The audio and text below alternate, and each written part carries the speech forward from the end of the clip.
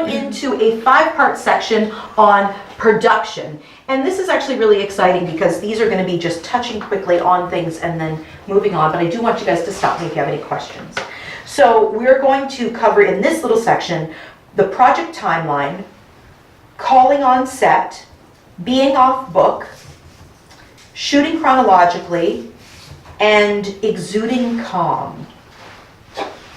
Okay, so your project timeline is before you even start to write, you want to think to yourself, what is the timeline for this project? Now, Mark, again, you and I have talked about a lot of the filmmakers in the Pacific Northwest. They don't seem to have any timeline for their project. It's, I wait until Dios Ex Hollywood comes down and lifts me from obscurity, and I'm kind of like, I don't know who that happens to, but that's beside the point. You know what, maybe it has happened to a whole bunch of people, but the truth of the matter is, I want to make my life. I don't want someone to make my life for me. If you're not interested in making your life or working with a community to make your life, that's okay. Write the traditional way, get an agent and have them, or a manager, and have them shop your scripts around. That's totally fine. There's nothing wrong with that. I'm just not genetically built that way. But even if, but you still have a timeline for that, because if you're just sitting there waiting for that one script, yes, you're being stupid.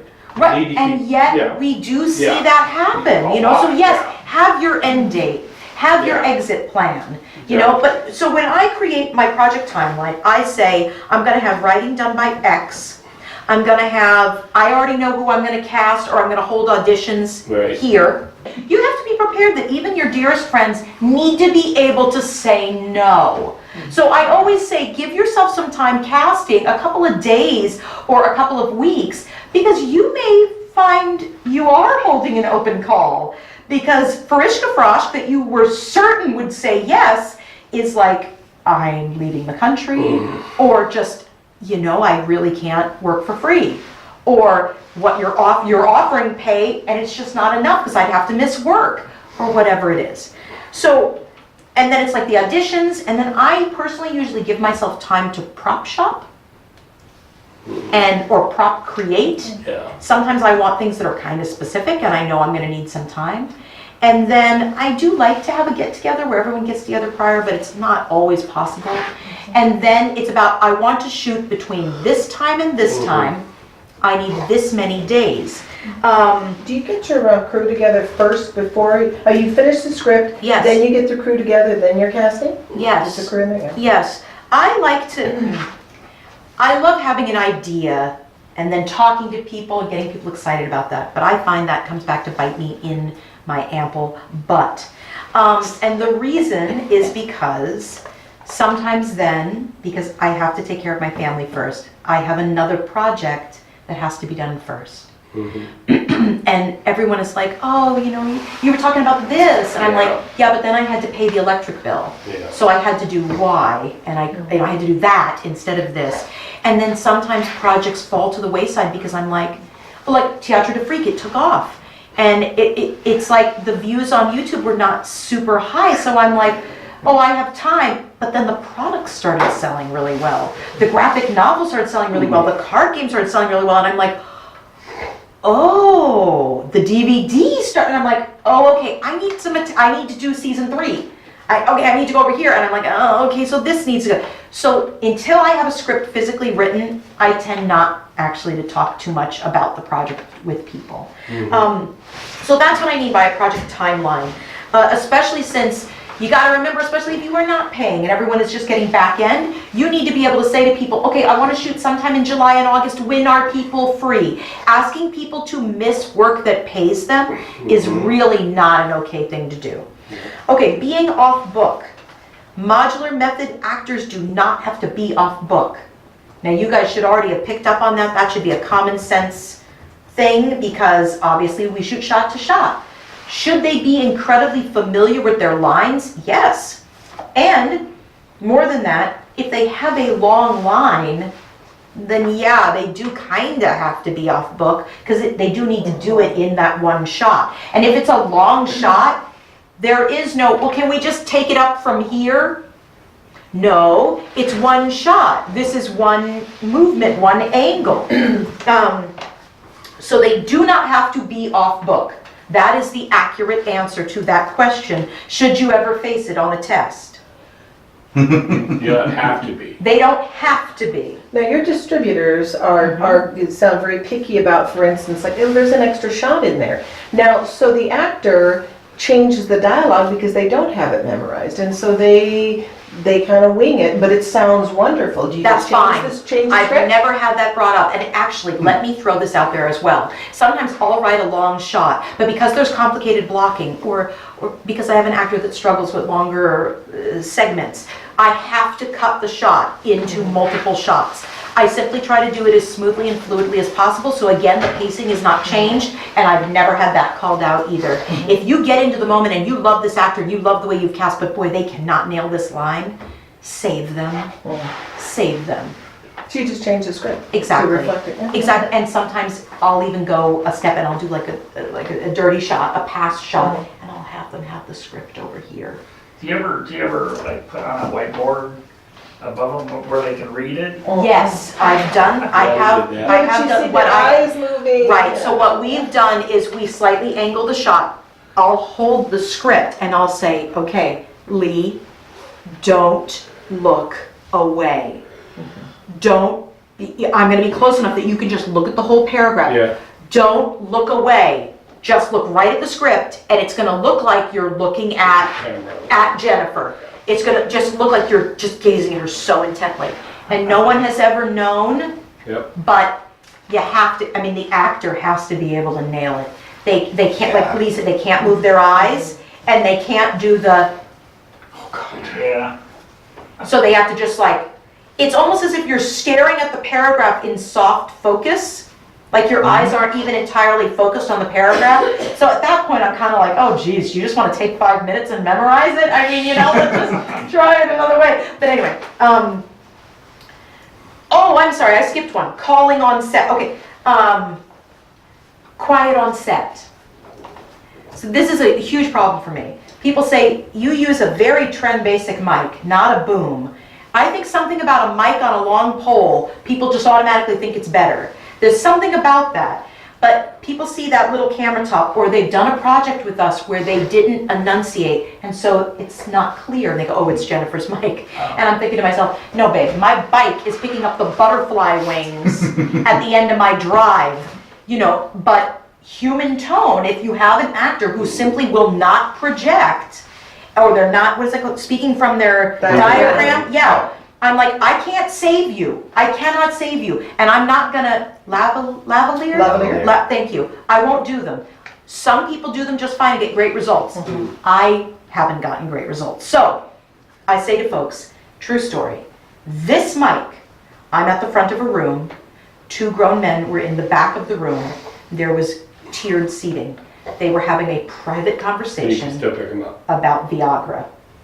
And I picked up the entire conversation between shots, and I felt so bad. And like, I've recast both of them many times since, but every time I see them, I always think, oh gosh. And I felt like it was so invasive. So I can be a real brat on set. People will be a floor away from me. If I can hear them, I just assume my mic can hear them. You must have a really good mic, because I know that, well, I mean, just visually, when you see a mic clear over there, your instinct, if I'm having a conversation with him and the mic's clear over there, my instinct is to talk louder to him than I normally would, which Yes. is very unnatural. Exactly. Right. Absolutely, Leax. Yeah. X. Does that camera come with it? I mean, is that like a special? It is a DSLR mic. It's, Yeah. I believe, the brand I use is a Techstar. And we just burned through mics. I mean, and that's why I do drop the brand name, because I'm like, please don't waste money. Don't burn through mics the way I did, Right. because it was trial and error. We bought, the first time an investor gave us money early on with Ghost Sniffers, he's like, pay me back when you can. And I think it was like $600, and we spent it all on a mic. Really? Because I was like, Need it. and it was the top rate, and it was just crap. It did not interface properly with a Nikon. So it created a baseline noise that was not yet, it was baseline, and yet not consistent enough for a professional audio engineer to be able to isolate and remove. It was always removing. So it was in that range of human voice. So it was always removing some of the human voices. And so I'm like, no, that's it. So, That would be a gift to actors too, to let them know that in a conversation, it's like, it's like, go ahead and talk like you're knowing that we can hear you clear. So just Right. like this quiet conversation where Right. you can hear it. Yeah. Great, that tells me that I can be natural. exactly. That's a text star. And Yeah. so, yes, Techstar. So I love to have an AD who will do for me quiet on set, because if I have to do that for 72 shots, I then can't talk to my actors, and I have to admit, I'm only human. And when it starts to hurt, I'm like, no, that was good enough. Yeah. And I mean, this was years ago, but I never want to be in that space again, where I'm like, I literally do not have the voice to direct my actors to do better than this. If you ever need a big voice, Yeah, there we go. There you go. You can just have someone to just call your call on set. What's that? Your caller. Your call girl? Bouncer. Call boy? Call Yeah, girl. see that? Yeah, Parker. Right. yeah, carpenter marker. With modular method, because people don't run a whole scene at a time, when you can, please shoot chronologically, because it's easier on your actors. Now you guys, that should be common sense. If you're doing little pickup scene here, now I know 2 of our partners who literally do that. They will literally shoot like a shot. If like there's a character in a big scene and they are only in one shot, they'll shoot that character's one shot, and then so that character can leave, so that actor can leave. But I'm like, oh sweet, no, absolutely not. Then the character isn't even really there. Other people are talking to the character, but we don't see them. Yeah. Now, but actors love these 2 partners of ours because they get them in and out. Yeah. And I'm like, no, I'm here for the long haul, you're here for the long haul. As long as you're here, I'm here longer. So if I can do it, you guys can do it as actors. And I feel like dramatically, I get better performances when people get to shoot chronologically, not just chronologically a scene, but chronologically as things are unfolding. So I do try to shoot early scenes in the film before I'm shooting final scenes. That's not always possible. And obviously, if it's a multiple location, I do try to shoot all the scenes at that location when I'm at the location, especially if people had to travel to get to it. So he and I are having a conversation. We're having a heated conversation. And you're sitting up here when I say something and then he responds, you move for him to respond, or do you shoot me talking to him and then you move over here and shoot it one more time? No? You do it back forth, back forth? So it depends on if I would write what I want. When do I want to be on you? When do I want to be on Christopher? So I would, if I'm shooting chronologically, yes, you're absolutely right. Camera would be on Lee and you would go, what are you talking about, Christopher? Next shot is on Christopher, I will go to Christopher. So yes, my camera operators, they have to be 1, usually pretty buff, and 2, they can't just be like, okay, we're gonna do all of Lee's stuff of the conversation. No, we're gonna go Lee, then Christopher. Do you ever do 2 cameras? You could, you absolutely could, because then you're shooting. Because boy is that smooth then, because even that little twitch when somebody's talking, when they say something, you Yes. lose that when you start going back. Yes, and again, I'm all about, if you want his reaction shot, I want you to write it. So it's Lee says her line, and then we see the reaction of Christopher, and I want that in your script. But if you want to shoot those at the same time, I'm totally fine with that. That's almost like you're almost hybriding it, You're like halfway traditional, halfway modular. With modular, you're saying, I want that twitch and it's gonna be there, so I'm writing it in. And I can get it with 1 camera. Lee says her line, I get my twitch from Christopher. Leah's like, oh, don't look surprised, and I'm back on Lee. But if you're running 2 cameras, you could get those in one conversation without your camera person pivoting. Yeah. It really depends on what you want to do. Okay. But correct me if I'm wrong, though. Yeah. With this modular method, you're more apt to try not to have to get into that 10 gazillion angles because of, like we were talking before, that, oh, we're letting somebody else edit it to get the feel. you're on set, so theoretically you should be able to get shorter takes, lesser takes to get whatever you want to see. Yes, Without absolutely. having to, well, I'm going to shoot from this angle, then I'm going to shoot from that angle, and I'm going to shoot Yes, from this angle. and again, we usually run one camera only because, not because we only have one, but rather because then we need 2 slate operators. Mhm. And then also, I find that I'm divided then as a director. You know, like, am I working on shot 12 with you, Lee, where you're saying your line? Or am I working on shot 13, which is Christopher's reaction? But again, that's gonna be stylistic. By and large, yes, you just wanna point, shoot, 1 camera, 1 slate operator, and you're shooting, again, the reaction. But again, maybe you don't want the reaction to everything. You know, you only shoot what you've written, the way you've crafted in your brain. But I don't have anything against shooting Because too. I'm just thinking, as an actor, a scene builds. You know, we're talking, and I'm getting flush. Right. Because I'm angry. Yes. Now, if you cut to his reaction, Yeah. I lose that. And I Yes. don't build it up again. And there's kind of a momentum that builds to the crescendo And of whatever happens. I totally hear you, What I would say is, come and be on set with me. Because it's so fast, Lee, it's so fast that I feel like the actor doesn't drop out of the space. And it's just, you know, you're giving to him, as he's giving you this reaction, you're still there, you're in character. There's so little that happens. See, right now I'm just talking, no, there's so much that's happening. But as a director, I am a woman of few words. And so I'm just like, because we're action, and you're like, Christopher, no, you're not going. Lee, great. Christopher, reaction shot 13, and action.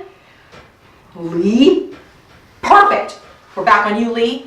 Christopher, listen to me. You will do this and you will do it right. It is, I mean, and I'm talking So you guys seriously, are it's- moving really fast we because are moving Because typically, really this fast. is so different, because, I mean, it's like changing lights and Right. da-da-da-da, there's, you know. Well, it's just, I think that gets back to what we were just talking about, is that it seems like traditionally in Hollywood, they're looking for the quote-unquote perfect shot. Yeah. And so, well, we'll get it from, we've got 360 degrees here, so we'll do it from 360 degree angles. Right. And then at the very editing, we'll put it all together and it'll be the perfect Right. shot, you know? So if you are concerned because something is tricky lighting or something like that, or let's say you have folks with different skin tones all in the same frame, so you have to light them separately. That's why I'm saying your crew can be bigger. Yeah. That's when you have someone who is then holding a reflector, you know, silver, is it gold, is it blue, what is it? And you've got the lights. But those folks have their own job. As the director, and with modular method, we are moving like this.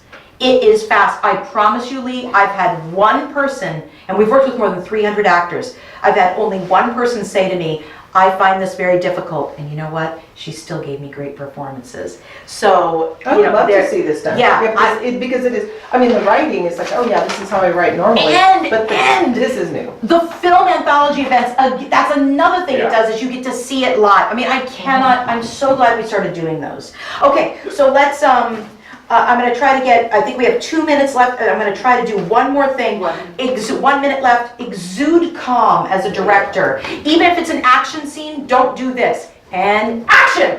Oh my dear gracious, there's a partner who does that, and I almost have a cardiac arrest every time. It's, even if it's a dramatic scene, it's and action. Keep it calm, oh my gosh. Action with an exclamation point after it every time. He kills me. I'm like, the actors are actually like jumping a little bit. You're giving them like PTSD. All right, so there we go. Let's go on to our next section.